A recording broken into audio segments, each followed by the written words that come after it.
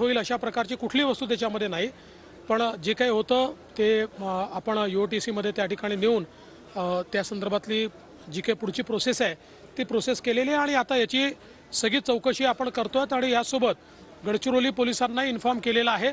त्यामुळे ही बस कुठे कुठे गेलेली आहे, त्याच्यात कोण होतं, ड्रायव्हर, कंडक्टर किंवा इतर कोण पॅसेंजर्स होते, या सगळ्याची माहिती घेणं चाललेलं आहे। सगळी माहिती आली की तुम्हाला नंतर सांगण्यात येईल। नजूलचा निर्णय एक दिलासादायक निर्णय आहे लोकांसाठी, काय फायदा होईल काय? मुळामध्ये विदर्भामध्ये नजूलच्या ज्या जमिनी आहेत ह्याच्या हस्तांतरणाची खूप अडचण होती। आम्ही आता जो निर्णय घेतला आहे त्याच्यामध्ये शर्तभंग जे आहे ते म्हणजे ज्यांनी त्याचं रिन्युअल केलेलं नाही असे जे लोक असतील तर त्यांना 2025च्या जुलैपर्यंत आम्ही सूट दिलेली आहे, त्याच्यावर काही आकारलं जाणार नाही। त्यासोबत फ्री होल्ड करण्याकरता 5% जी अट होती ती 2%वर आणली आहे आणि त्याचं जे भूभाडं आहे ते देखील 0.02 एवढंच करण्यात आलेलं आहे। तिथं रेग्युलर बैठक होत असते।